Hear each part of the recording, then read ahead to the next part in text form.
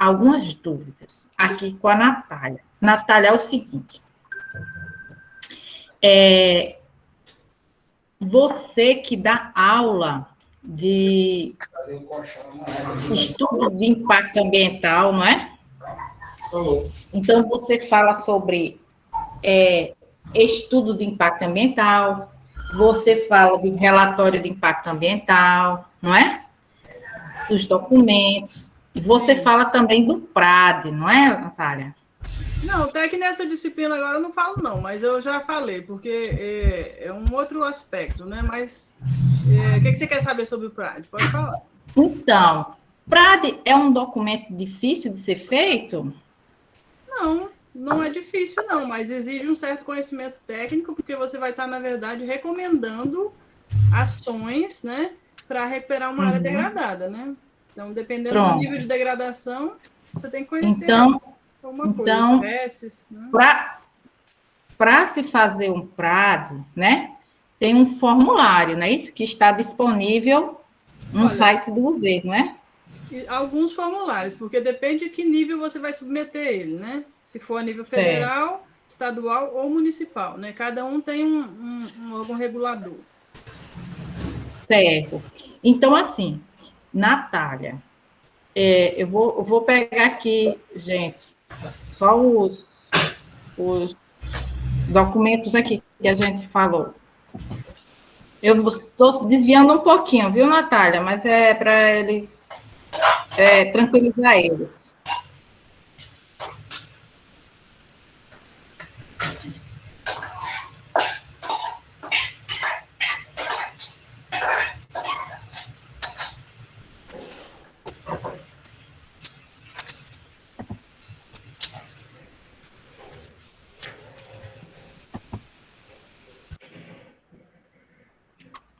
Vai estar lá no final.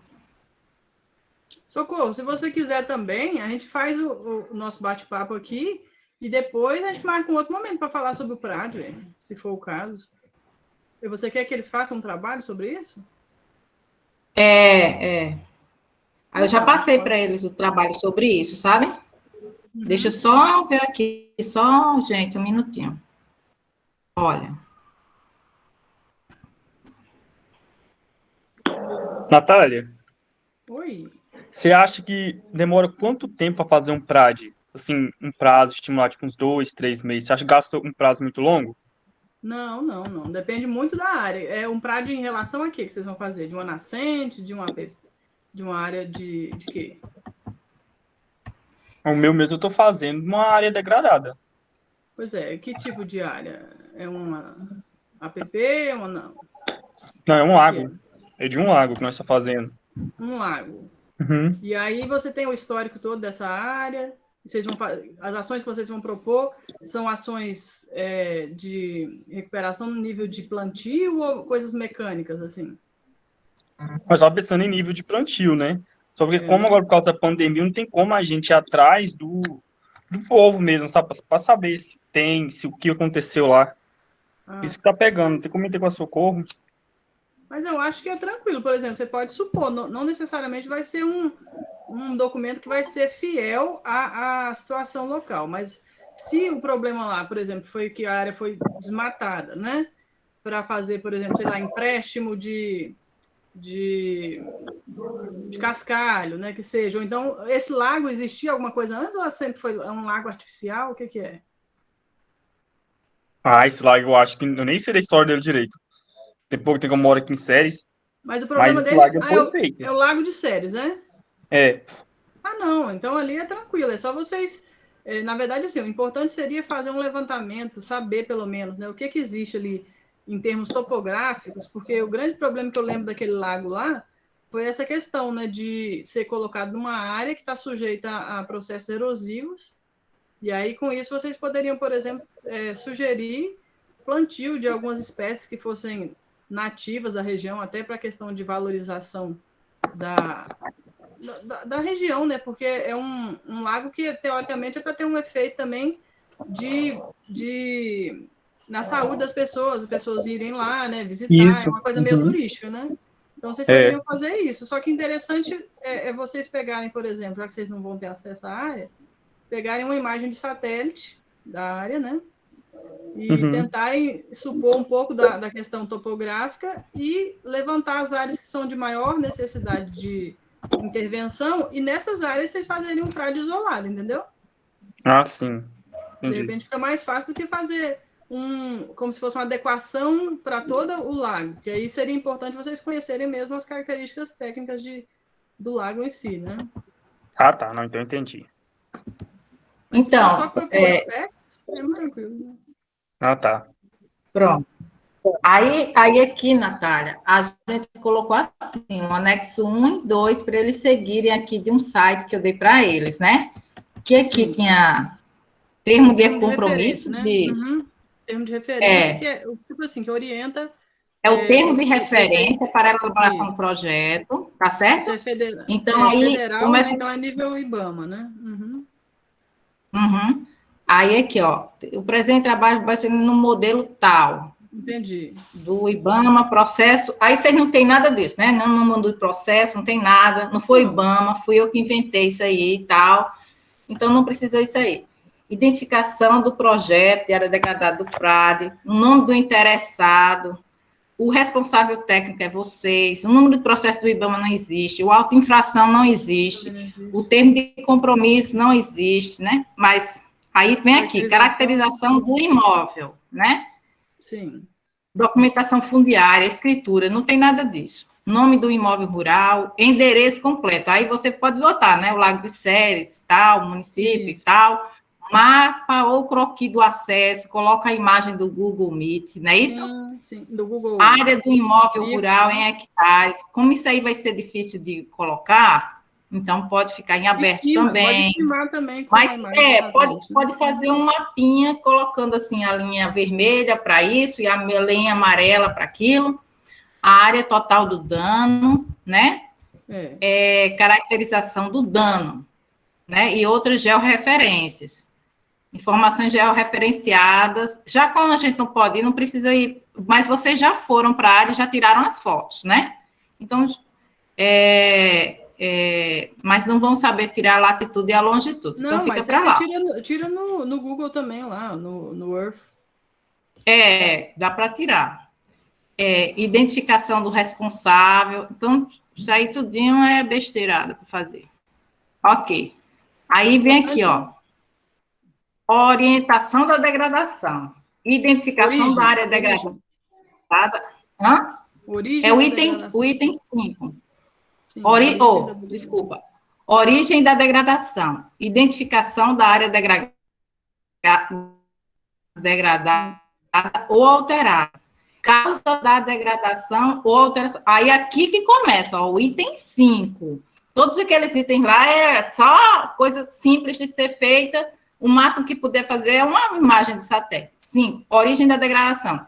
Identificação da área degradada ou alterada, causa da degradação ou alteração, descrição da atividade causadora do impacto, efeitos causados ao ambiente, né?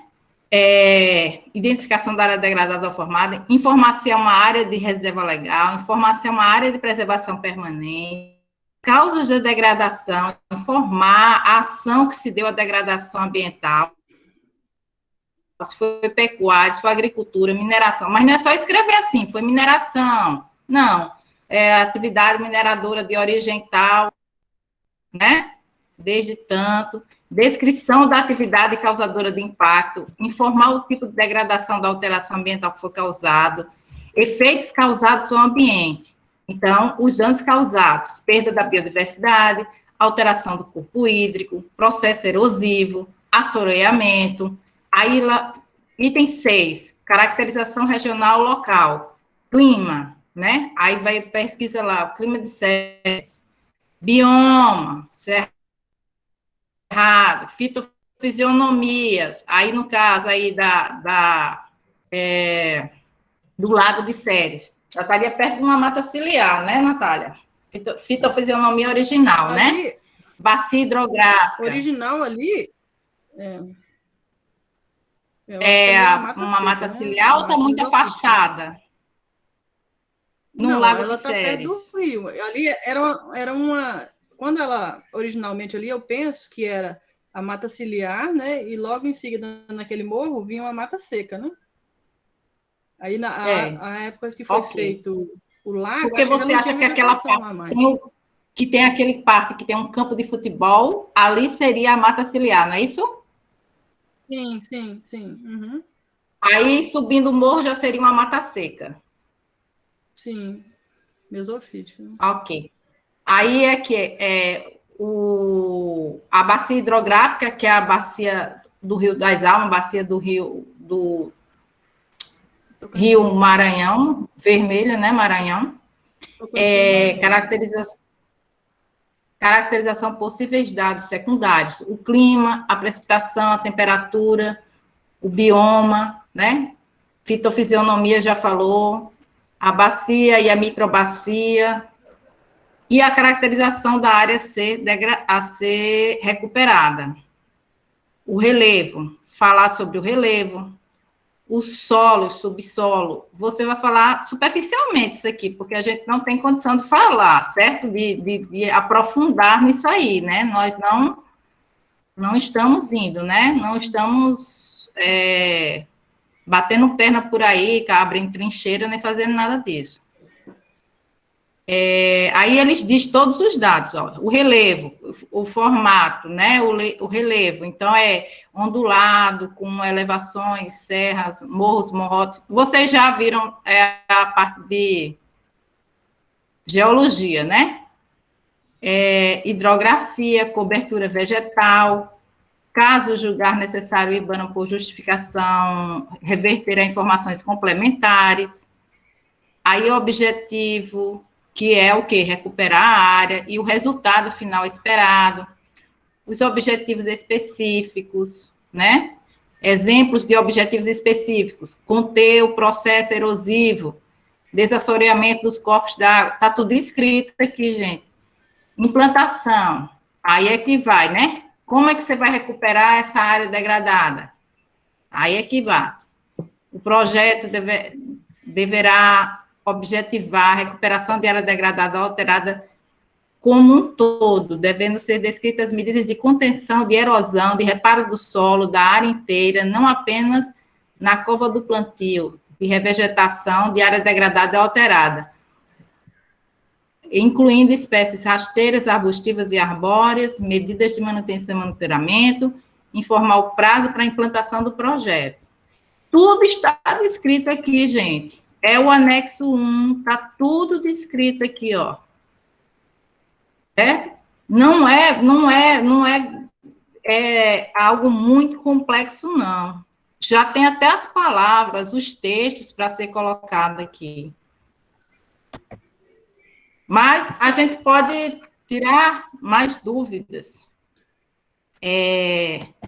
com vocês em outro momento. A gente pode chamar, por exemplo, na próxima aula, a gente pode chamar... Você podia ver com o Fausto, não? Será que ele não tem uma memória daquele Então, lago está pensando nisso, olha só. A gente pode chamar o Fausto, da Secretaria de Meio Ambiente de Ceres, a Natália e alguém da Secretaria, que é a Daniela, né? Da Secretaria de Meio Ambiente de Rialma, também. Tem como disponibilizar o quê? Um exemplo? Um prédio, um exemplo aqui, de um prédio? Um exemplo de um prédio. Aí eu acho que na própria Secretaria de Meio Ambiente você vai encontrar, Socorro, uma coisa local que seja então, bem mais simples, né? Gente, vocês podem deixar comigo. Tá certo. Então, a gente pode marcar para ainda essa semana, João Victor, para tirar esses exemplos, essas dúvidas de vocês, que vocês já devem ter feito alguma coisa. Peraí, mas você está falando de tirar as dúvidas se for um prédio do Lago de Ceres, né? Não é todo mundo que mora em Ceres. Não, mas as leis são praticamente as mesmas, viu, Jaqueline? Não muda muita coisa, não. Cada grupo escolheu um lugar? Botei em dupla, eles escolheram uma área degradada para fazer o PRAD, que poderia ser alguma coisa bem simples. Uma área de beira de rio que foi desmatada, certo? Ô, Socorro, deixa eu ver se eu entendi aqui. O que eu já fiz para me entender. No caso, então, a gente tem um anexo aí faz tem que fazer uma introdução sobre o assunto e tal, aí depois discorre o que a gente vai fazer no local. Tem que seguir aqueles itens, sabe, Jaqueline? O item 1, 2, 3, 4, 5, 6. Muitos daqueles itens você não vai escrever nada, porque, por exemplo, não existe autuação do IBAMA, não existe o proprietário da área, certo? Tudo isso aí é coisas que não vai preencher nada. O que vai realmente, a coisa mais substancial é do 5º item em diante. Ô, Socorro. Oi. Você poderia mandar um exemplo, porque é muito difícil você fazer isso. Eu vou mandar um exemplo para vocês, tá bom, gente? Eu vou mandar um exemplo agora mesmo, tá? Então, eu prometo que eu mandarei um exemplo para vocês e vamos, então, usar a participação de hoje com a Natália, tá certo? Eu chamei a Natália, convidei a Natália para a gente falasse um pouco sobre manejo florestal, certo? Então, Natália, você fique à vontade, certo? Se alguns quiserem ligar a câmera, é bom para ela se sentir assim mais, vamos dizer, vendo o pessoal, tá ok? Aí vocês fiquem à vontade aí com a Natália, eu vou procurar o Prade. Então, gente, a proposta, pelo menos que a Socorro me colocou, era a gente fazer uma conversa bem informal sobre essa questão de manejo, né, florestal. Sei que vocês são futuros biólogos, né? E aí, não assim, sei a atuação do biólogo nessa área, né, que é bem específica do engenheiro florestal, mas eu sei que os biólogos atuam na conservação, né, de biodiversidade. Então, com certeza vai ser útil para vocês também conhecer um pouquinho sobre isso. Vou fazer uma colocação, sabe, Natália? Eu sei que essa área ela é muito específica do engenheiro florestal e a nossa intenção aqui não é disputar áreas, não. Mas, assim, às vezes, numa conversa que a gente tem com alguns profissionais, a gente fica boiando enquanto biólogo, entendeu? Então, para isso, é que eu chamei você, porque para entender como é o processo, não é para vocês fazerem planos de manejo e tal, não, planos de manejo florestal não, porque essa é uma área bem específica do engenheiro florestal.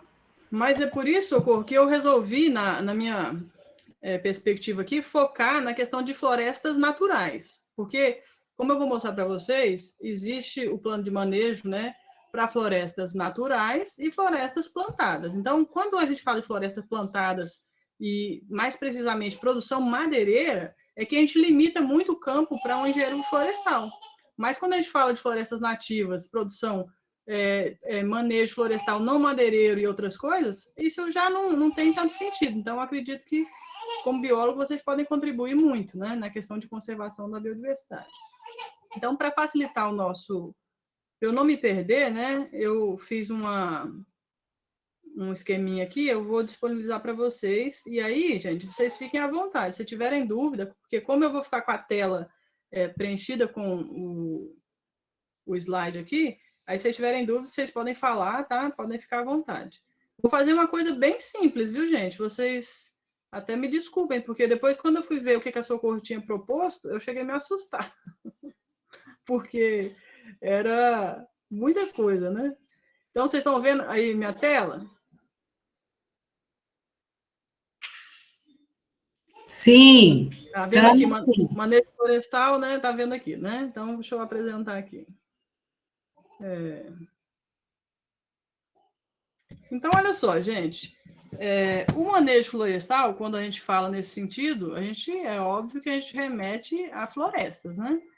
Mas quando a gente fala em floresta, a gente tem, assim, geralmente uma tendência de pensar em madeira, né? Mas vamos tentar desconstruir isso, porque madeira é apenas uma pequena parte disso aí que a gente vai ver, né?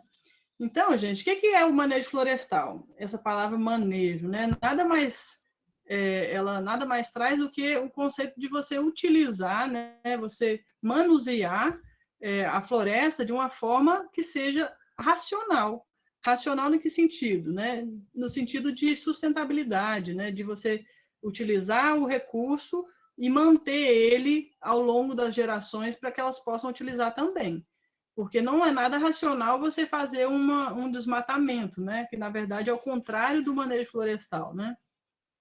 Porque o desmatamento, o que é o conceito dele? Você retira toda a vegetação, né? Sendo ela para fazer madeira ou qualquer outra coisa, ou às vezes nem para utilizar, né? Esses recursos. E aí você depois, se você quiser recuperar aquela área, você tem que reintroduzir as espécies, porque em geral o banco de sementes também já não está presente, né? E tudo mais. Então, o manejo florestal nada mais é do que isso. É uma utilização racional dos recursos da floresta, né? De modo que você consiga fazer isso ao longo do tempo com sustentabilidade, né? Então, aqui nesse tripézinho aqui, na verdade é um tripé de várias coisas que a gente utiliza na questão ambiental, né? Mas o tripé, nesse sentido aqui do manejo florestal, ele diz o seguinte, que para que esse manejo seja considerado sustentável, que é o que a gente objetiva, né? O manejo florestal, ele hoje é tido como manejo florestal sustentável, né? Então, as três palavrinhas têm que vir juntas. Então, ele tem que ser o quê? Ele tem que ser financeiramente viável, ou seja, né, a gente tem que poder pagar por ele, né? E ele tem que gerar recursos também financeiros, né? E ele tem que ser socialmente justo, em que sentido, né? De promover emprego, geração de renda, né? E ele tem que ser também ambientalmente adequado, né? Porque aí a gente consegue ter toda a sustentabilidade que eu tanto falei, né? Então, quando a gente consegue, né, consociar esses três itens aí, né? Questão econômica, social e ambiental, a gente tem a sustentabilidade, né? Porque se vocês observarem aqui nesse gráficozinho, nessas bolinhas, quando você consegue, né, juntar só o financeiro e o social, você tem algo que o ambiente suporta, mas não chega a ser sustentável, né? Quando financeiramente viável e adequadamente ambientalmente, é correto, mas se você não envolve a questão social, também não é sustentável. E assim por diante, tá? Então, isso aqui é só para... Perdão, gente, eu passei sem querer. Isso aqui é só para mostrar para vocês que o manejo sustentável é uma forma de utilizar os recursos naturais da floresta, né?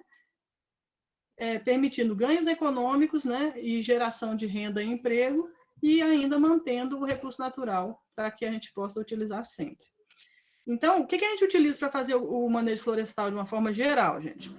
A gente utiliza a exploração de impacto reduzido. Então, tudo que for de tecnologia, né, que for para minimizar esse impacto que a gente vai ter ao entrar nesse ambiente natural ou no plantado, né, na floresta, e causar o menor impacto possível, é o que a gente vai utilizar no manejo florestal. Existem várias ferramentas, várias técnicas, né?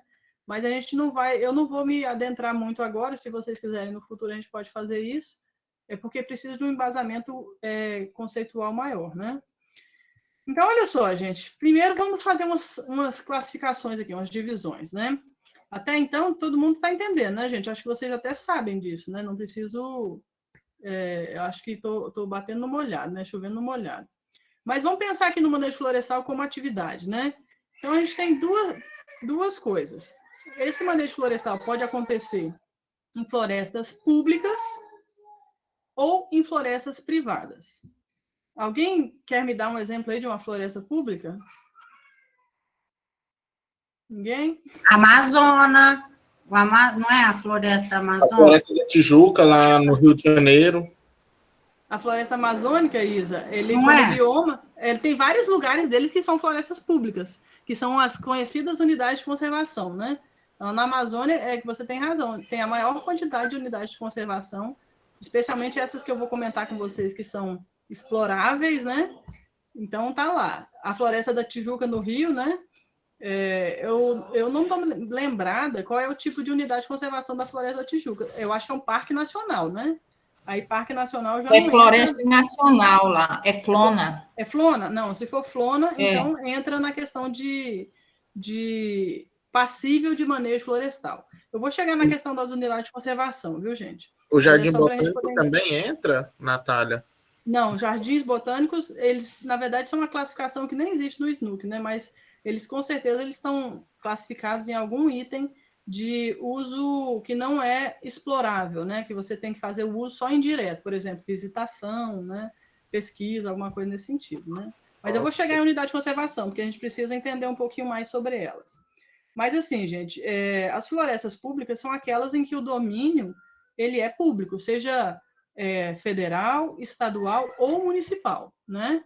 Então, nessas aí, existe um processo que, geralmente, ele é baseado em licitação para que haja, né, essa possibilidade de realizar o manejo florestal lá.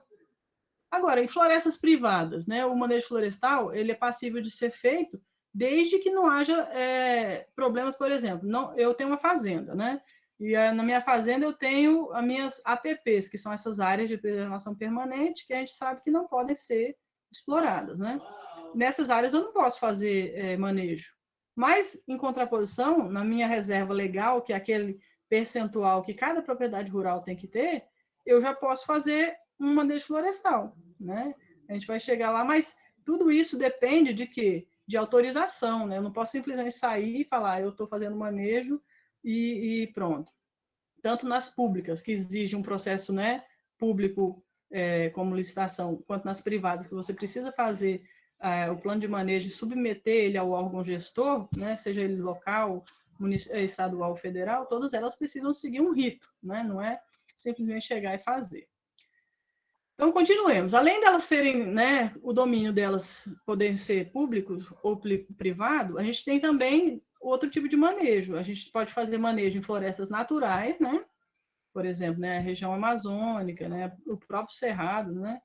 Ou em florestas plantadas, que sejam de espécies nativas ou não. Então, é um ramo que é muito comum, né, o pessoal fazer manejo em áreas de florestas de eucalipto, por exemplo. Você tem que saber quanto que você vai plantar, quanto que você vai tirar, né, para você abastecer determinada fábrica, etc. Então, tem muita gente que se forma e vai para essa área, né? E aí, depois disso também, o que a gente pode fazer? O manejo florestal ele pode ser com finalidade de produção madeireira, né? Ou então com produção não madeireira. Então, vocês aí sabem melhor do que eu vários produtos da floresta que não são madeireiros, né? O que a gente pode pensar nesse sentido? O açaí, né? Que é uma fruta muito no Brasil difundida hoje, né? Até fora do Brasil, né? Que é um resultado do manejo florestal não madeireiro. Então, nesse caso, você não retira a árvore, você retira só o fruto. Então, o manejo florestal madeireiro ele pode ser fruto, pode ser folha, pode ser resina, látex, né? Então, é o caso da seringueira, né? Que é a espécie que deu origem às reservas extrativistas, que a gente vai ver daqui um pouco, né? Então, esse manejo também pode seguir esse viés, madeireiro ou não madeireiro. E, por fim, gente, a gente pode ter também... só para não deixar passar batido, um plano de manejo ele pode ser madeireiro, né, não madeireiro, ou pode ser uso múltiplo, viu? Uso misto, se a pessoa quiser aproveitar as duas coisas, né? E aí, por fim, gente, a gente tem aqui no manejo florestal de base comunitária, né, que é feito por, geralmente, comunidades organizadas em associações ou cooperativas. Isso acontece muito nas RESECs, que eu vou mostrar para vocês daqui a pouco. E o manejo florestal empresarial, né, que é o que acontece muito nas florestas públicas, que são, por exemplo, flonas, em que o governo ele abre um edital, né, lança o edital, e aí as empresas que têm interesse, né, vão lá, fazem o plano de manejo, apresentam o plano que elas têm de exploração daquela área, e quanto elas estão dispostas a pagar, né, e funciona como um edital normal, e uma empresa é selecionada. Então, essa coisa também é muito importante, porque o manejo de base comunitária, ele tem um papel social muito forte, né? Especialmente na região norte, porque as áreas lá que vocês devem saber, as áreas de reserva legal na região amazônica, né, na floresta mesmo, elas têm que ser de 80% da propriedade. Então, vocês pensam aí, só 20% da propriedade, a pessoa pode nela, né, fazer agricultura, né, e essas atividades que a gente considera que são mais de subsistência. Como é que ela vai tirar dinheiro daquilo lá? Com o manejo florestal. Então, os 80% da propriedade dela, que é reserva legal, ela vai explorar economicamente com o manejo florestal, seja ele, né, de madeireiro ou não, tá? Alguma dúvida até aqui, gente? Não. Por enquanto, não. Beleza. Então, vamos passar adiante. Então, gente, aí, para você fazer esse manejo florestal, né, esse manuseio da floresta, você tem que ter um plano, um planejamento até bastante detalhado, né, porque ele tem que ser baseado no que você precisa, mas no que você pode fazer naquele ambiente sem que ele perca a sua qualidade de sustentabilidade, né? Então, esse plano de manejo, que é esse documento, ele tem vários critérios, né? Então, tem uma normativa do Ministério do Meio Ambiente, que é a número 5 de 2006, que traz todo... Eu não sei se vocês já viram as normas que a professora Socorro estava falando, de estudo de impacto ambiental, licenciamento, né? Até o PRAD aí, ele não vê um monte de itenzinhos que você tem que cumprir. Essa normativa é a mesma coisa, ela traz o que um plano de manejo tem que ter, né? Para ele ser apresentado, para ele ser aprovado e ele ser executado. Então, isso está, além de ele está nesse decreto aqui, ó, 5.975, né, que ele é um decreto que regulamenta a questão do manejo florestal. O plano de manejo tem que ele tem que ser baseado nessa instrução normativa do Ministério do Meio Ambiente, a número 5 de 2006, também chamada de IN número 5, né? E aí, gente, tem alguns critérios que têm que ser observados. Isso vai ser diferente em cada plano de manejo, dependendo daquela classificação que a gente fez anteriormente. Se é um manejo para madeira, se é um manejo para produtos não madeireiros, né? Então, geralmente é isso que modifica, porque o fato dele ser em floresta pública ou privada, o fato dele ser, né, em área natural e área plantada, ou se ele ser comunitário ou empresarial, não influencia muito, porque os critérios são sempre os mesmos, no sentido assim, de manter o máximo possível o mínimo de intervenção, né, para que o ambiente seja o máximo preservado, né?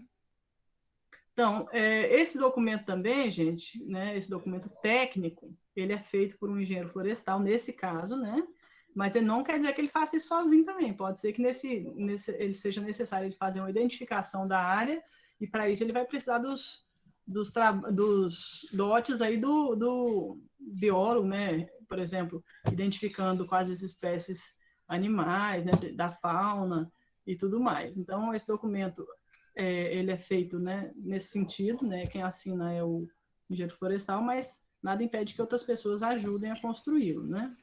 Natália, eu tenho uma dúvida. Então, você falou...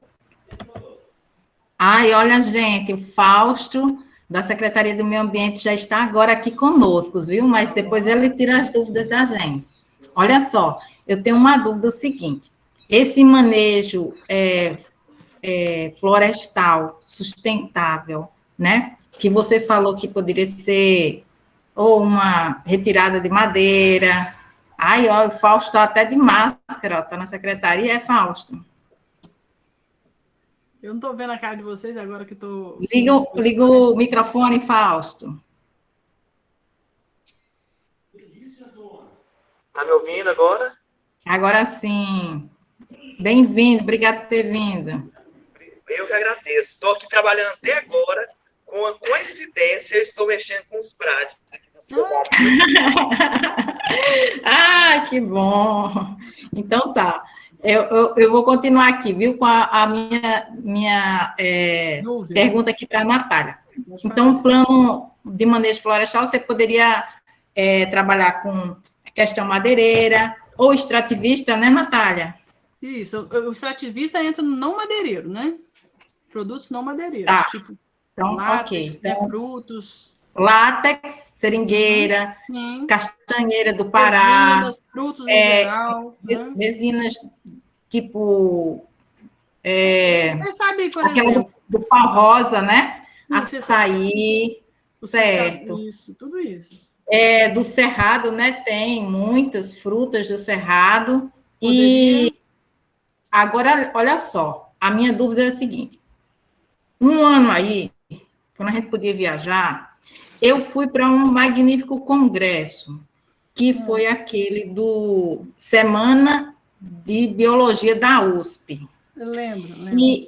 E aí eu assisti lá um mini curso de um professor, que ele estava falando que, por exemplo, os estudos que ele fez sobre cerrado, ele verificou que a melhor forma de evitar as queimadas incontroláveis do cerrado era fazendo uma parte queimadas controladas de pequenos trechos para não deixar a biomassa se acumular demais, porque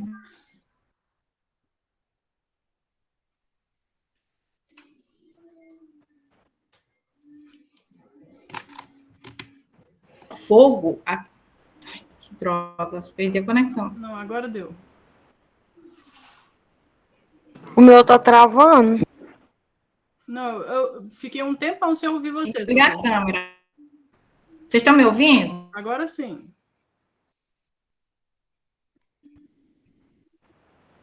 Sim, agora sim. O meu aqui, mas... Então, aí ele diz assim que a biomassa, né, seca no alimenta fogo, aquilo ali destrói, né, pode, vamos dizer, tornar irrecuperável uma área, uma árvore, mesmo que o cerrado tenha aquela parte do suber bem desenvolvido, protegendo o cerne lá para evitar que ela queime por completo. Então, aquele acúmulo de biomassa iria causar danos demais, né? Iria causar danos também nos organismos do solo, né? Na fauna do solo, tudo isso aí. E esse tipo de manejo, de controle de queimadas, estaria incluído dentro desse plano de manejo florestal, Natália? Socorro, assim, são coisas diferentes, né? Porque pode ser que, por exemplo, nas medidas de controle da área lá, que você vai manejar economicamente, você tenha que fazer algumas intervenções. Nada impede que você tenha que fazer, por exemplo, controle de, sei lá, de mato-competição, se for o caso, né? De biomassa para evitar fogo, mas não necessariamente esse plano de manejo aqui florestal que a gente está falando vai incluir isso aí. Isso aí acho que tem mais a ver no plano de manejo das unidades de conservação, porque cada unidade de conservação também precisa ter um planejamento, né, de como ela vai operar, o que vai acontecer nela, e aí sim, é muito comum isso. Eu ia até te falar que antigamente o pessoal eu nem sei se existe mais isso dentro do IBAMA, que é o Previfogo, que era uma parte lá do IBAMA que tratava dos incêndios, né, que são muito comuns na região de Cerrado, na época de seca e tudo mais. Eles tinham, eu lembro, na época da faculdade, a gente chegou a ter um contato com eles lá, que eles tinham um estudo sobre isso, fazer essas queimas controladas, né, para evitar que quando houvesse um incêndio, né, que seja proposital ou um incêndio natural, ele pudesse ter dimensões maiores. Mas o grande problema disso tudo era que é muito custoso e um pouco perigoso, né, fazer esse processo de queima controlada, né? Mas eu acredito que na sua questão aí esteja mais vinculada aos planos de manejo das unidades de conservação. Não sei se eu te... Ótimo, ok.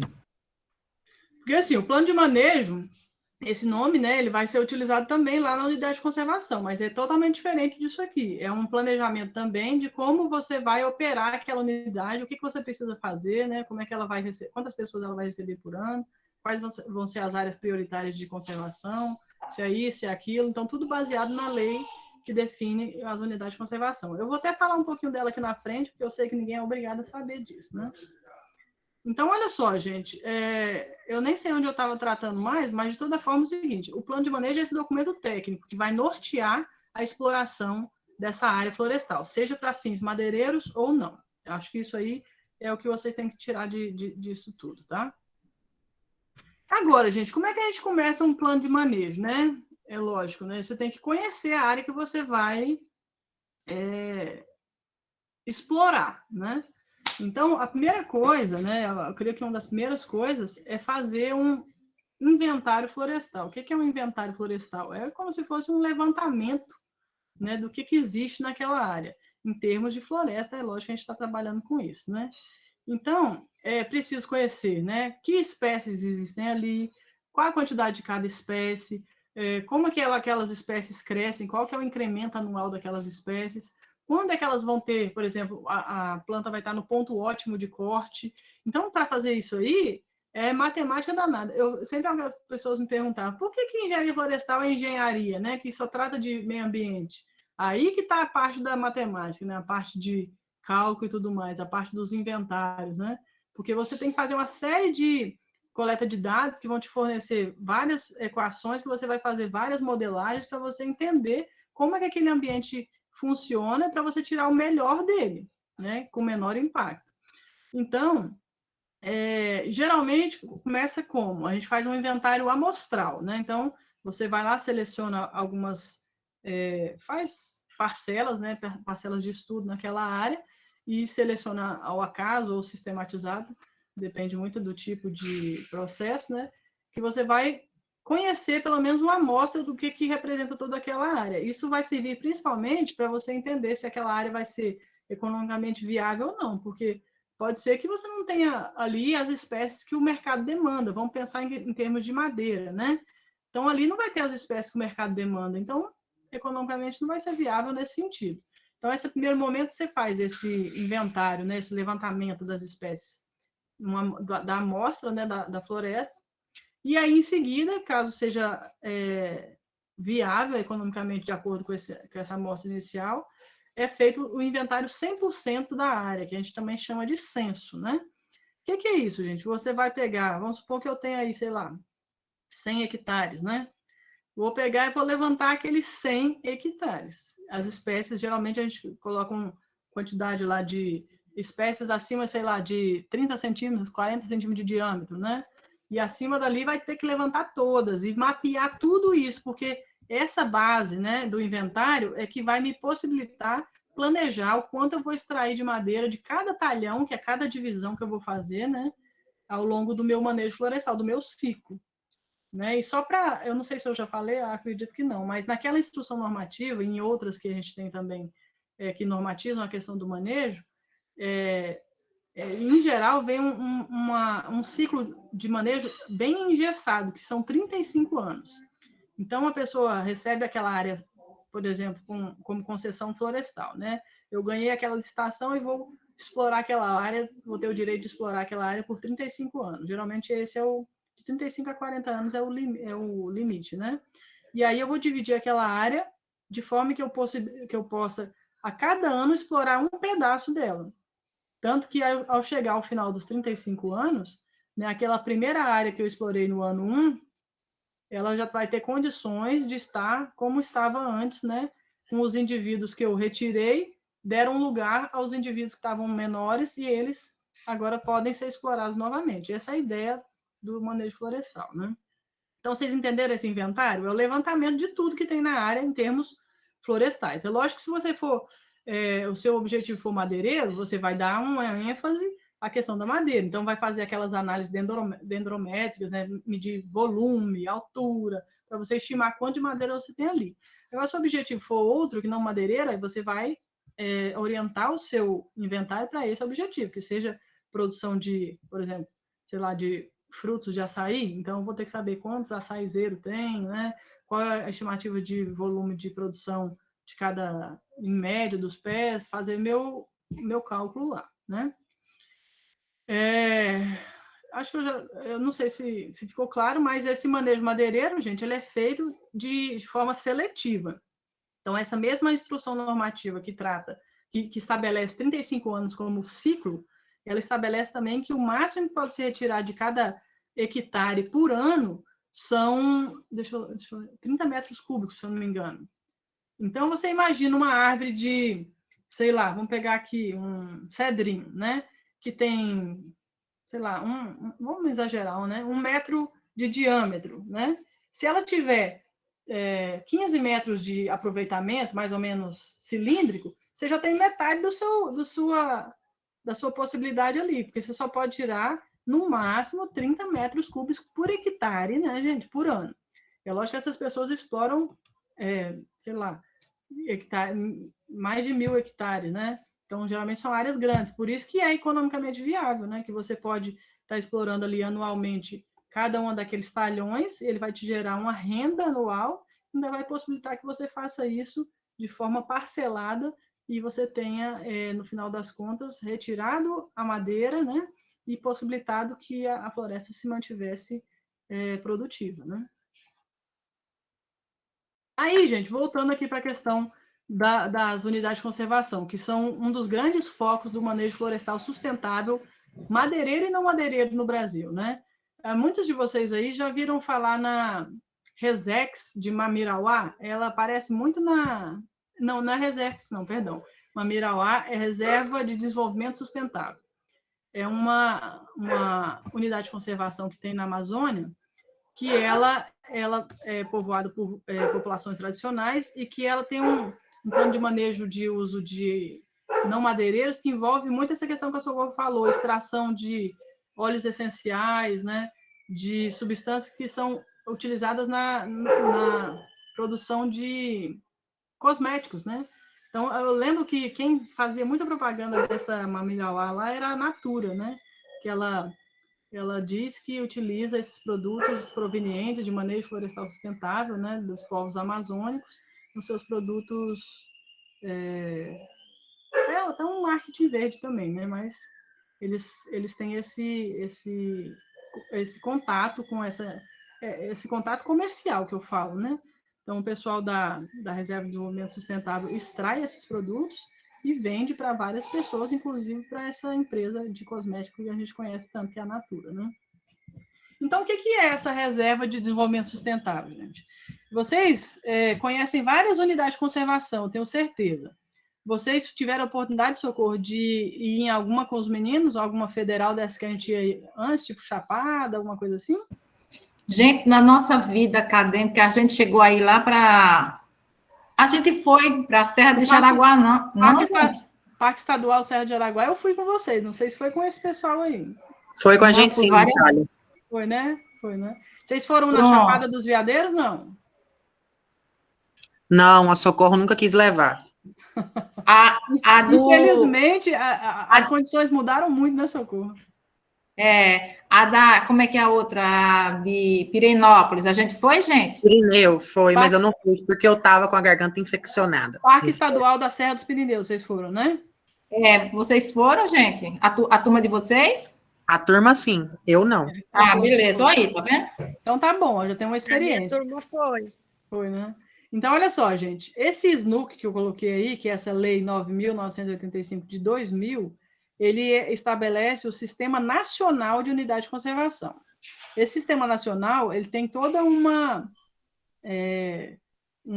categorização das unidades de conservação, porque antigamente, antes de 2000, por exemplo, o pessoal falava, eu quero fazer isso aqui um parque nacional, ou então criava lá uns nomes que nem existem, parque ambiental, umas coisas assim que não tem muito embasamento científico. Então, eles criaram essas categorias que tem, por exemplo, o que pode acontecer nesses ambientes, se ele for considerado um parque nacional, por exemplo, ele não pode ter exploração direta, né? Então, só uso indireto.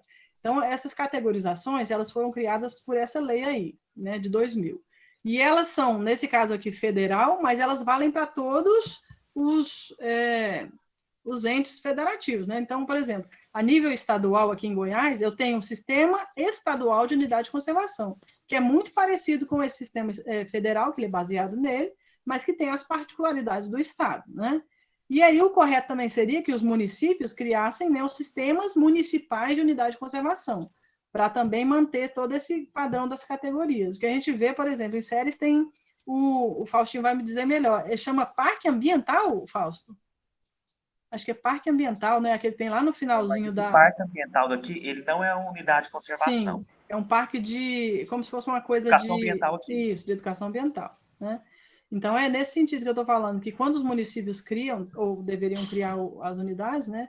Que é lógico que não se cria unidade da noite para o dia, tem que ter uma justificativa, né?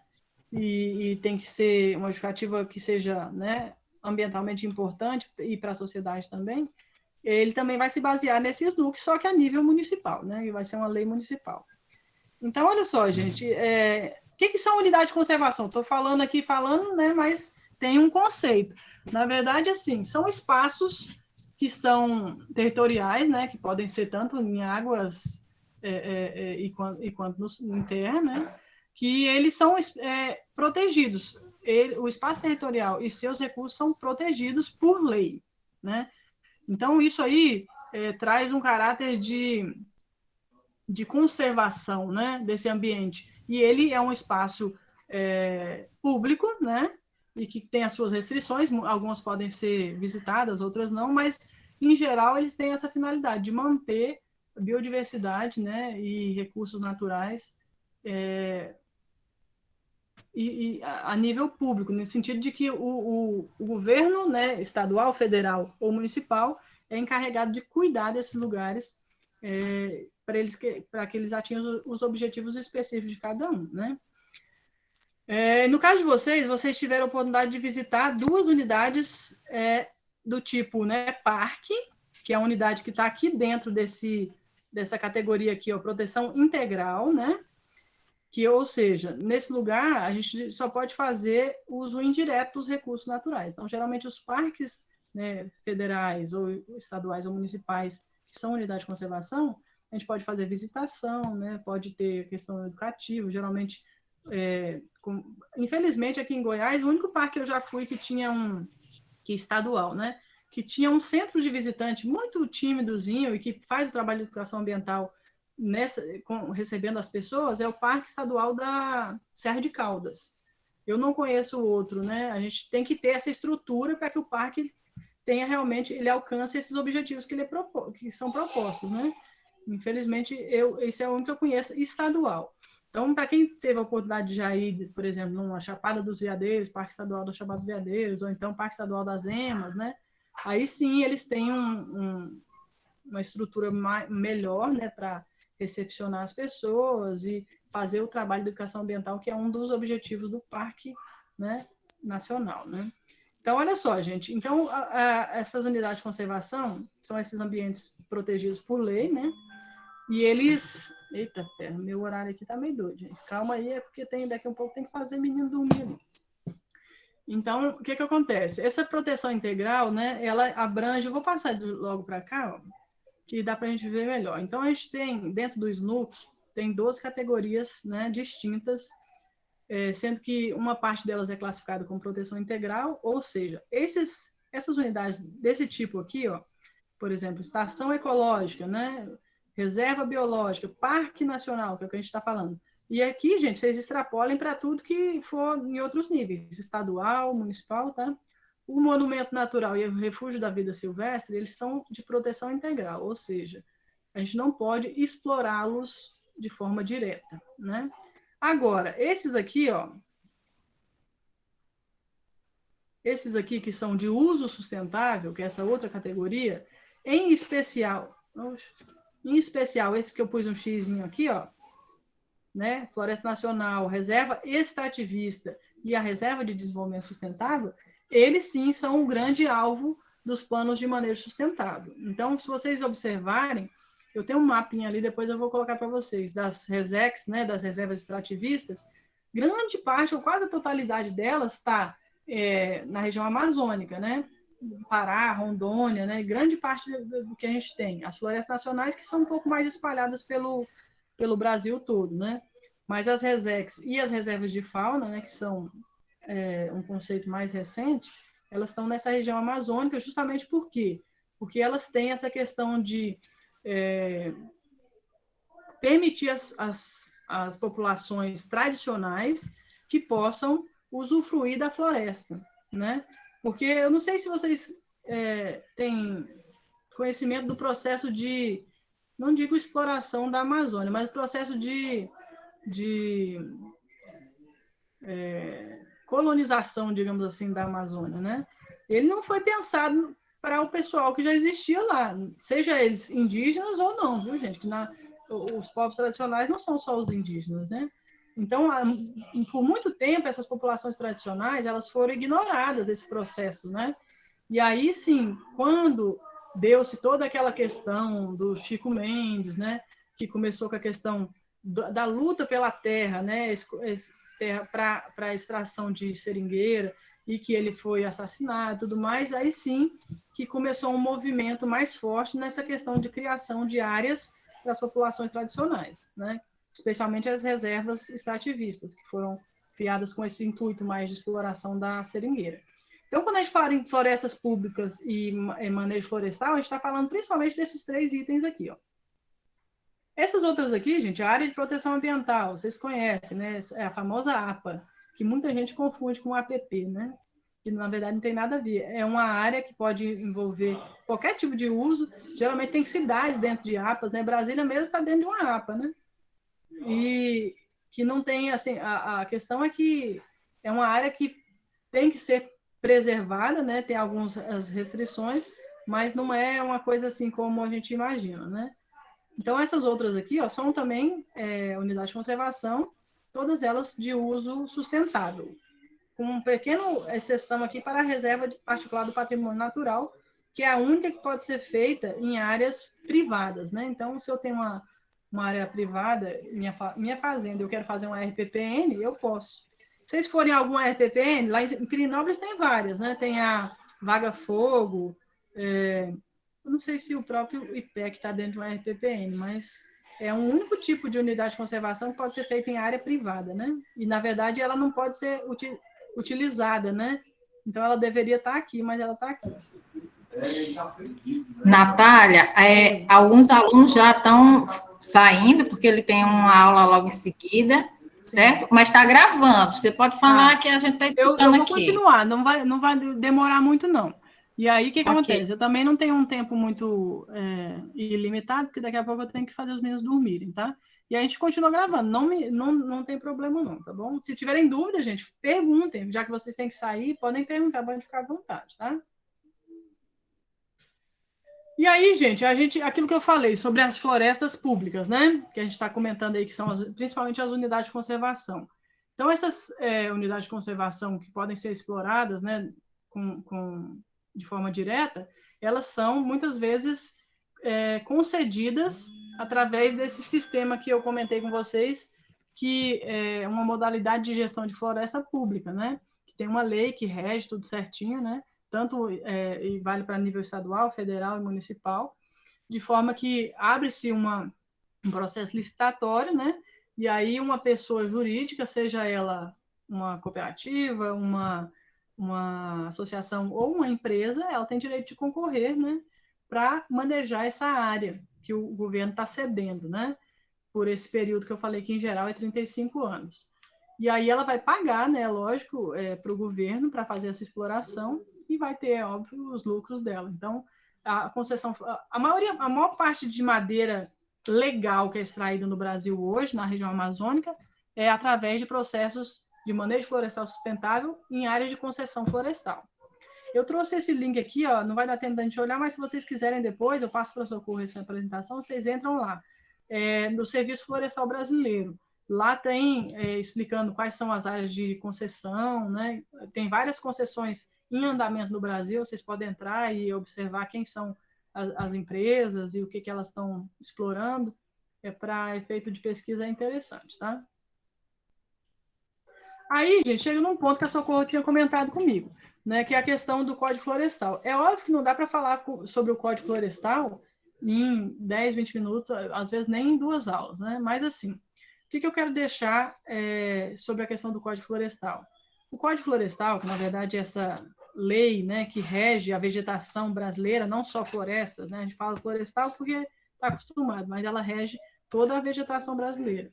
Ele foi reformulado, né, refeito agora em 2012, né, recente, porque o nosso anterior ele era de 65, né? Tinha vários remendos, mas ele foi refeito. Depois de muito debate, muito desgaste, muitas opiniões divergentes, né, em 2012, esse novo Código Florestal ele foi publicado, né? Então, o que ele traz de importante no Código Florestal a respeito de manejo? O que a gente pode manejar dentro propriedade rural de vegetação, gente. Aquilo que eu falei no início, a tal da reserva legal. Então, se você considerar, por exemplo, né, lá na lei fala o seguinte, que a coleta de frutos, né, produtos não madeireiros, como cipós, folhas, etc., etc., ela não precisa de manejo, né? Lógico que desde que você não vai explorar a ponto de dizimar o ambiente, mas essa coleta esporádica, né, que geralmente o pessoal das fazendas fazem, não é necessário manejo.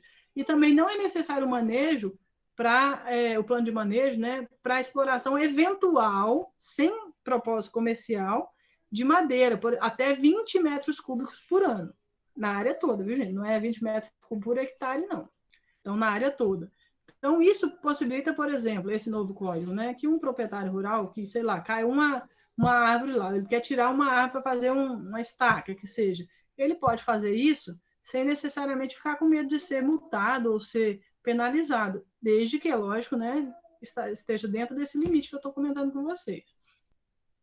Agora, quando esse manejo florestal sustentável vai ser feito na reserva legal com fins comerciais, aí sim já depende da autorização do órgão competente, né, seja estadual, municipal ou federal, depende da abrangência, e aí sim você tem que fazer o plano de manejo, né, tem que fazer, muitas vezes, pedir o licenciamento ambiental, né, em alguns casos, se for muito grande, pode até ser necessário um estudo de impacto ambiental.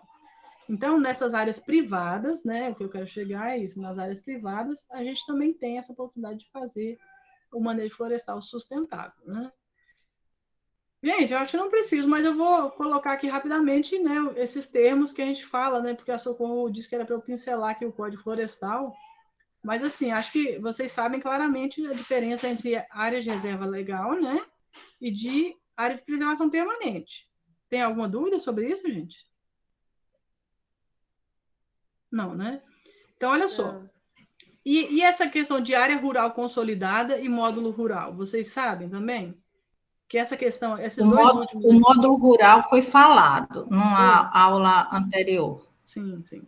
Então, o módulo rural é importante vocês conhecerem, porque dependendo da área, né, essa nova lei traz algumas exceções em relação tanto à APP quanto à reserva legal para áreas com até 4 módulos rurais. Esse módulo rural, gente, é uma medida feita pelo INCRA e que ela varia de região para região. Por exemplo, na região de Ceres, um módulo rural equivale a 20 hectares. Então, a gente pode pensar o seguinte, uma fazenda em Ceres com até 4 módulos, né? 20 vezes 4, 80 hectares, ela pode se beneficiar de algumas exceções na lei aqui do Código Florestal, tá? Então, sempre vocês pensarem o seguinte, quando eu vou ensinar o Código Florestal, eu sempre falo, gente, vamos pensar no geral, depois a gente pensa nas exceções, que tem muitas, né? E as exceções são principalmente para áreas pequenas, né, de até 4 módulos rurais, e para áreas de área rural consolidada. Uma das grandes polêmicas, gente, desse Código Florestal novo foi que ele trouxe a seguinte questão. Se o proprietário rural já estava, por exemplo, tinha desmatado um APP para fazer, sei lá, uma pastagem, né? Até a data de 28 de julho de 2008, e ele comprovasse isso, como? Com imagem de satélite, documentação, etc., etc., ele poderia continuar naquela área e fazer a recuperação de uma área menor do que a lei exige. Isso é área rural consolidada e que dá até hoje tanta dor de cabeça, né? O Fausto deve ter isso lá na secretaria, né, Fausto? Porque aí a pessoa chega, né? Ah, minha reserva legal pela lei é essa, ou minha APP pela lei é essa, mas eu tenho área rural consolidada, então eu só vou recuperar, sei lá, 15 metros. Eu tenho uma cartilhinha aqui do Código Florestal Estadual do Estado de Goiás, se vocês quiserem, eu passo para vocês depois, que ele traz bem essa questão das exceções, né, à lei. Então, gente, é basicamente isso, né, a reserva legal, como eu falei para vocês, né, ela geralmente está dividida em Amazônia Legal, né, o lugar onde existem a floresta amazônica, os estados onde existe floresta amazônica, e fora dela. Então, lá na Amazônia Legal, a gente tem esses 3 percentuais, na verdade, né? Mas a gente costuma colocar o seguinte, área de Amazônia, floresta mesmo, percentual que o proprietário tem que manter, que é onde ele vai poder fazer o manejo florestal, né? Seja madeireiro ou não, é 80%. Então, se a pessoa tiver 20 100 hectares, 80 hectares têm que estar preservados a título de reserva legal. Isso fora as APPs, né, que aí já é outra coisa. Se for, na Amazônia existem várias áreas de transição, né, manchas de cerrado.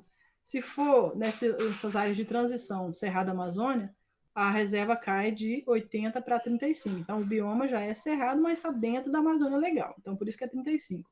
Meus alunos de legislação, eles teimam que toda vez que eu pergunto quanto que é a reserva legal no Cerrado, eles querem que seja 35. Eu falei, moço, nem 20 a gente está conseguindo, vocês querem que seja 35? Porque eles só olham lá, Cerrado, não olham que é o Cerrado dentro da Amazônia, né? Então, gente, no restante dos biomas, na verdade, né, o que impera é isso aqui, ó, 20%, seja Cerrado, Mata Atlântica, Caatinga, Pantanal e Pampa, né? Então, 20% da propriedade, que é o caso aqui de Goiás, né?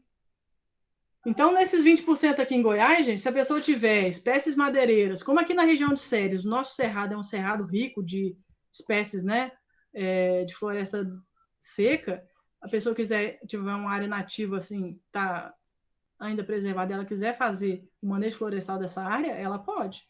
É só ela fazer um plano de manejo, né, orientar todo o plano de manejo dela de acordo com os objetivos, e ela vai poder, sim, explorar economicamente essa reserva legal.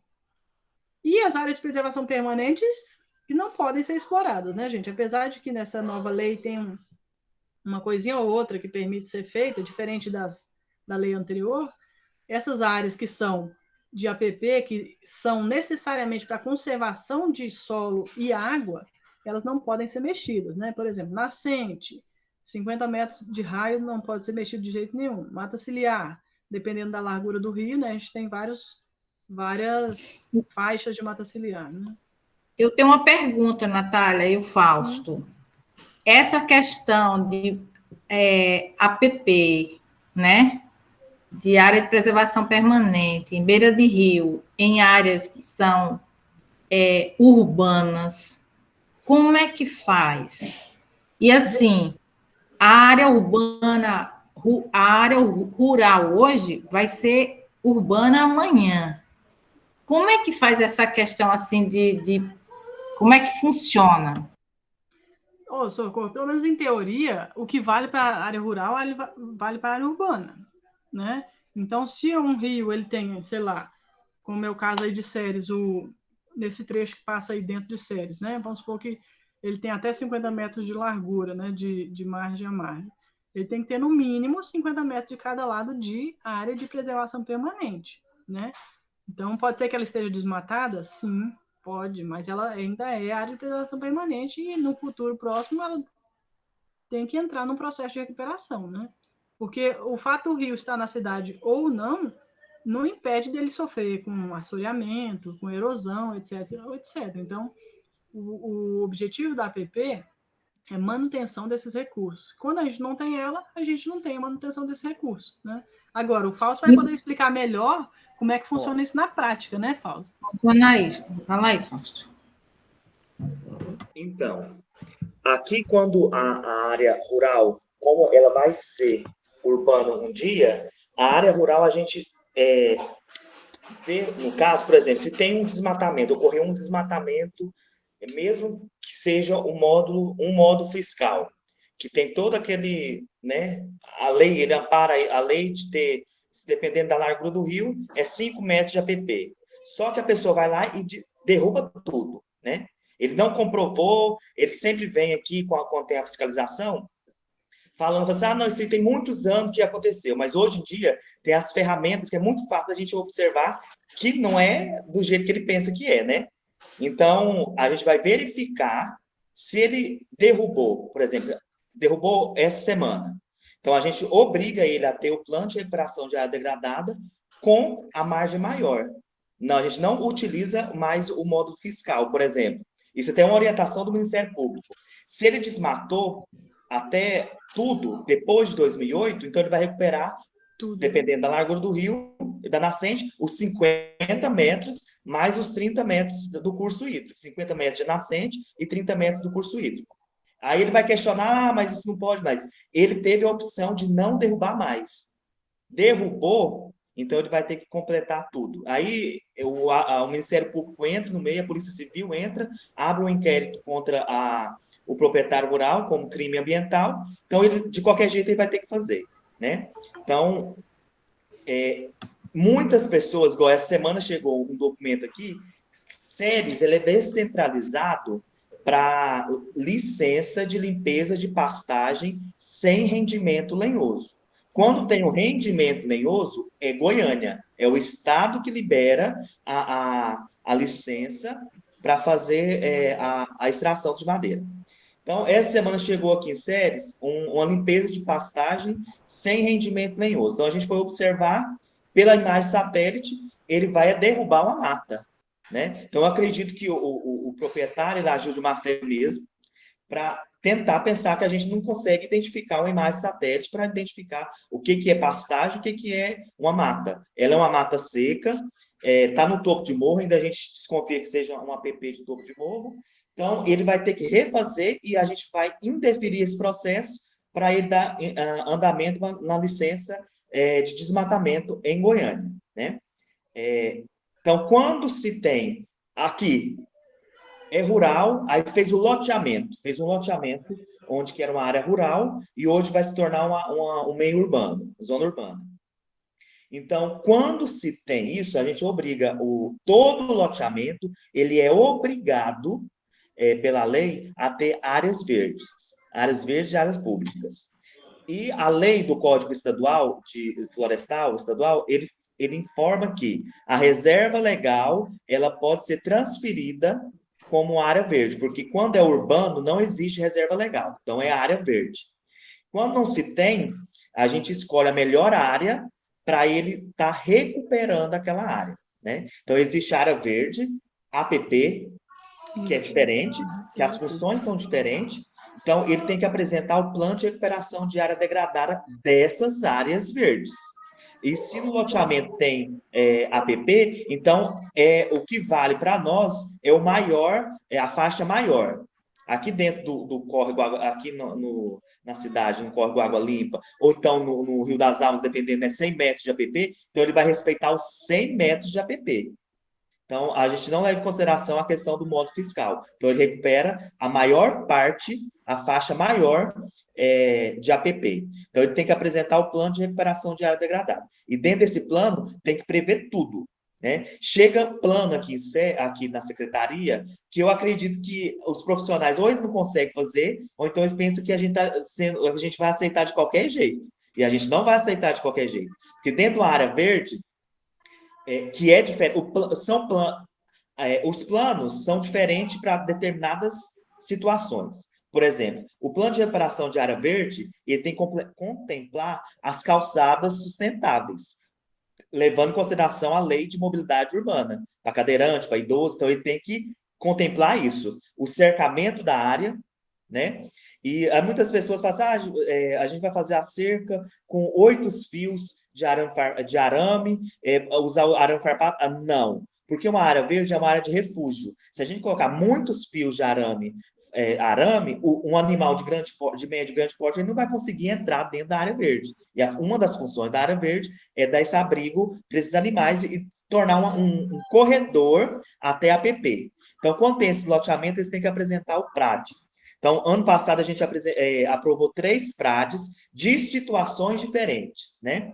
Quando se tem um desmembramento do lote, por exemplo, você tem um lote grande, você vai desmembrar ele, e esse lote confronta com o Rio das Almas, o corpo hídrico, o proprietário que está fazendo esse desmembramento, ele é obrigado também a apresentar o PRAD para recuperar a área e deixar essa área para... Ele recupera aquela área, né? Então, o que a gente orienta? Que aqui apareceu ano passado uma família que desmembrou muita área. Então, não é que eles perderam, né? Então, o meio ambiente ganhou, só que legalmente eles têm que deixar, eles não podem construir. Se a casa dele, em alguns casos ocorreu, a casa dele, a residência, está na APP, e tem muito tempo, aquela residência ela vai ficar na APP, né? Mesmo se for urbano. Só que ele não vai poder ampliar. Ele pode aumentar andares. Agora, ampliar, impermeabilizar o solo na APP, ele não vai poder. Ele não pode. Entendi. Então, Entendi. O que a gente sugeriu nesse PRAD para o pessoal para ter um rendimento econômico? fazer o plantio, a recuperação com as frutas do cerrado, depois ele faz a venda desse material que ele tirar. Não a madeira, mas os frutos, que hoje está em alta, né? Frutos de Goiás está no Brasil inteiro. Você vai no Rio de Janeiro, frutos de Goiás está lá. Então, não tem a matéria-prima para o mercado de trabalho, para o mercado consumidor. Então, vamos pensar economicamente para esse pessoal. Então, fala assim, olha, faça um PRAD de uma agrofloresta. Você aproveita aquele produto para ter uma renda a mais, já que vocês não vão construir, vocês não podem vender, vocês não podem construir, e muito menos ter atividade potencialmente poluidora. Por exemplo, teve que desativar as pocilgas, né, os chiqueiros, galinheiros, onde que criação de cavalo não pode. Né? Quando se torna urbano, você não pode ter esse tipo de criação, né? Então, aproveitar. Então, vocês como alunos, possivelmente os profissionais dessa área, que podem fazer biologia, não é o curso? Biologia. Biólogos, o conselho dá essas funções, essas atribuições para o biólogo para fazer o PRAD. Só que você tem que pensar, não é Ctrl+C, Ctrl+V. Você vou achar um PRAD na internet, eu vou copiar e vai aqui na nossa região. Não. Então, na nossa região, devido à topografia, existe muita questões de erosão do solo. Então, o PRAD ele tem que contemplar também as erosões do solo. Se é uma grota, se vai ser um sulco, como que vai ter essa... Não perder o solo. Você não pode perder o solo, que causa um impacto no Rio das Almas. Então, cada caso é um caso, né? Então, as áreas verdes daqui de Ceres, a gente já está tomando posse delas, porque a gente não tinha registro nenhum, então a secretaria fez esse levantamento, são 61 áreas verdes, e 31 dessas 61 está invadida, né? Era invasão dela. Só que aí entra a questão política. Será que a gente vai conseguir tirar esse pessoal lá que tem 30 anos naquela casa, que invadiu? É um caso a se pensar, né? Então, o PRAD, cada situação, vocês têm que ir em campo, vocês têm que conhecer a região, vocês têm que conhecer as espécies florísticas da região, porque você não vai poder, pode, de acordo com o Código Florestal, você tem 50% para recuperar uma área, 50% nativas e 50% frutíferas. Então, você tem que aproveitar da lei para você ter um rendimento econômico dali. Então, você planta baru. Hoje o baru ele está em alta, ele é caro. Então, vamos fazer a recuperação com baru, com piqui, aí entra as exóticas, o açaí, né? Vamos aproveitar economicamente essa área que não vai poder construir, não vai poder instalar atividades ali, empreendimentos potencialmente poluidores, e vamos ter uma renda, né? Então, os práticos daqui de Ceres, eles são muito bem feitos, apesar que a secretaria cobra muito disso deles, né? A secretaria... Que ótimo que a gente vai ter uns exemplos de PROD aí. O pessoal pensa que é só plantar árvore e deixar ali. Então, existe um cronograma de, no mínimo, 3 anos de manutenção daquelas áreas. Dentro do PRAD tem que constar isso, dentro dos planos. Então, você vai fazer, como vai fazer a questão dos aceiros? Então, vocês têm que explicar dentro do PRAD como que vai ser feito, né? Aqui em Ceres também, a gente entrou em acordo, tanto o Ministério Público como a gente daqui da Secretaria de Meio Ambiente, a não aceitar... Existem áreas limpas demais, e aí a lei garante que pode ser a regeneração natural. Só que a regeneração natural em determinadas áreas vai demorar o quê? 30 anos, né? Ou mais. Então, a gente, dentro dos PRAD, a gente exige tecnicamente que seja por plantio. Então, a gente exige, quando uma área é do loteamento, uma nova área de loteamento, a gente exige que seja plantio, porque senão vai demorar 30 anos. Então, há um consenso entre nós e o Ministério Público Estadual. Então, não há, os empresários não negam, não, porque eles sabem, ou eles fazem, ou não é aprovado. Então, é melhor eles fazerem do jeito que a gente quer do que não fazer, né? E gerar um problema. Então, aqui em Ceres, a gente tem... Eu estou respondendo o ICMS ecológico, por isso que eu estou com os pratos em mãos. Ceres não tem a unidade de conservação ainda. Por quê? Desde a época da Colônia Agrícola Nacional de Goiás, a CANG, vieram pessoal que era para ser implantado na década de 40, novas tecnologias que garantia a sustentabilidade do meio ambiente. Só que vieram pessoal, não tinha instrução e continuou fazendo como fazia em Minas Gerais. Então, derrubou tudo e queimava. Ainda tem essa cultura de queimar. E hoje não pode, né? Então, o ICMS ecológico, ele exige que tenha a unidade de conservação. Mas aqui em Ceres, devido ao histórico, a gente tem essa dificuldade de achar uma área significativa para a unidade de conservação, porque não é qualquer área que o Estado vai aceitar como unidade de conservação. Por exemplo, nosso parque aqui de educação ambiental, para quem conhece, que é o antigo IBAMA, que é essa área da secretaria, ela tem muitas espécies aqui que é exótica, ou a maioria é mogno, ou guapuruvu, que é da área, que é da floresta amazônica. Muito pouco. Se tiver 10 exemplares aqui do cerrado, é muito, né? Então, essa área para eles não é significativa para o Estado, para ser uma área de unidade de conservação. A gente está tentando ver uma área ali do IF mesmo, uma área bem significativa, onde fizeram uma recuperação. Na época, a gente também não sabe se eles vão considerar. Para ter unidade de conservação, o município apresenta para o Estado as condições da área. Então, o Estado vai fazer a avaliação e vai aceitar ou não. Depois tem um prazo eu acredito que é 5 anos, para ter o plano de manejo. Tem que ter o plano de manejo daquela área. Se a área está na categoria de desenvolvimento sustentável, a gente tem que fazer o plano de manejo para aquela determinada situação. Se for de uso integral, que não entra, não faz nada dentro dela, não faz essa exploração, tem que estar no plano de manejo também, né? Então, quando eu fiz a faculdade, eu fiz em Palmas. Então, no Tocantins em si, tem muitas unidades de conservação. E a gente fez uma visita técnica de uma semana no Parque Estadual do Cantão, que é uma unidade integral. Então, ali não pode tirar absolutamente nada. Nada. Então, tinha pé de piqui e dava piqui. O piqui, infelizmente, perdia. A população não podia usar, porque era de uso integral, né? Então, a população tem que participar, entender e aceitar isso, né? Que a classificação daquela unidade de conservação, que muitas vezes não é aceito, mas não pode haver essa extração. Se for de uso integral, a pessoa vai ser multada, vai ser incriminada, vai ser a dificuldade maior. Aqui em Ceres tinha uma APA, que era do Córrego Bacuri, que é o córrego que abastece o lago do Complexo Turístico de Ceres.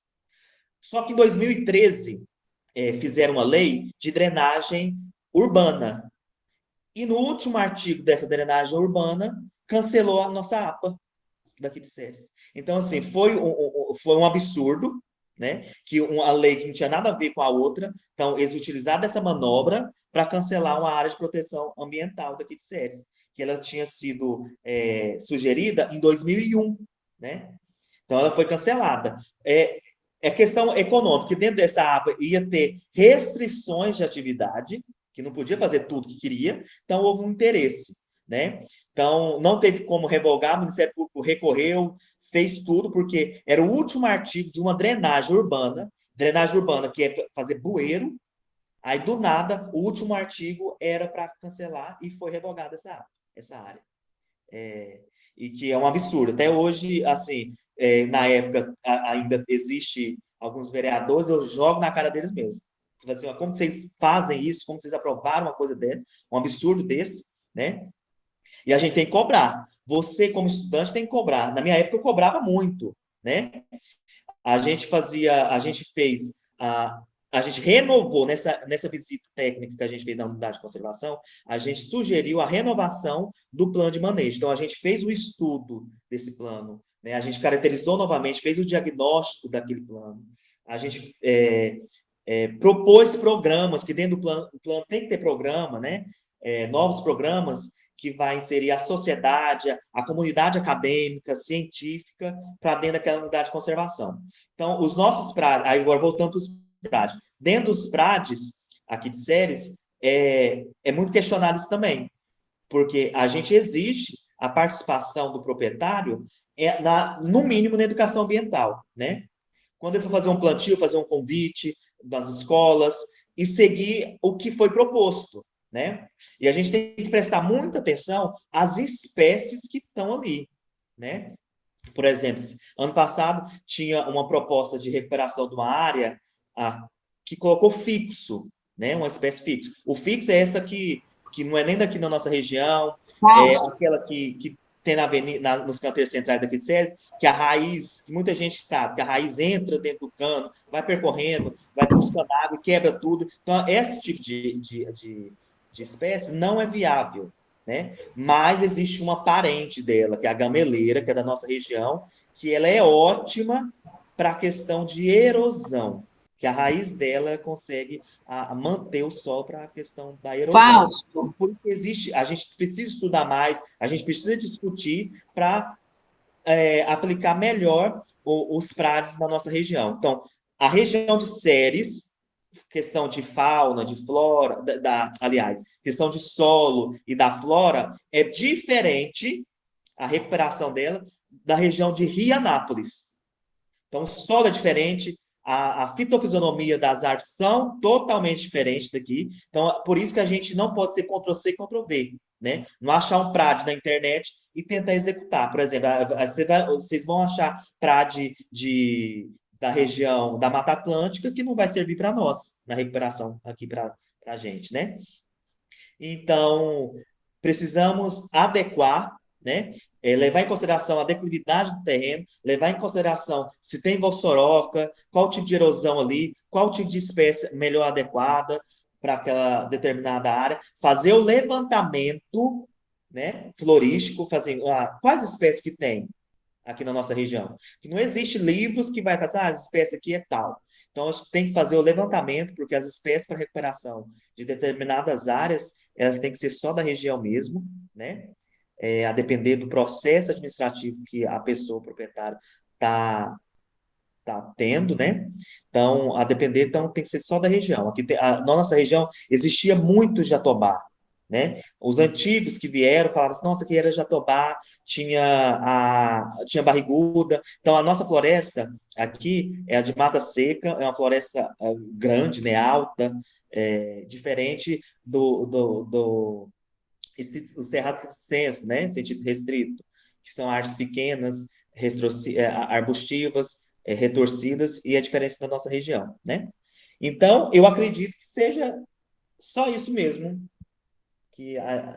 Fausto, olha, muito obrigada por sua participação. Acho que tirou muitas dúvidas, certo?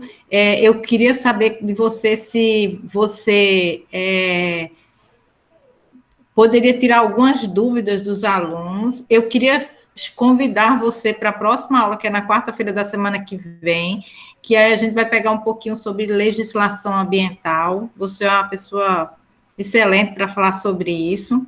Você aceita o convite? Aceito. Que horas que vai ser, Socorro? Ótimo. É às 19 horas. Aceito.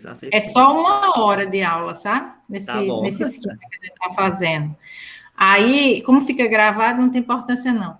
E aí é o seguinte, acho que tirou muitas dúvidas e eu acho que você vai receber umas ligações lá na secretaria. Qual é o telefone lá que você está lá na... qual é o telefone?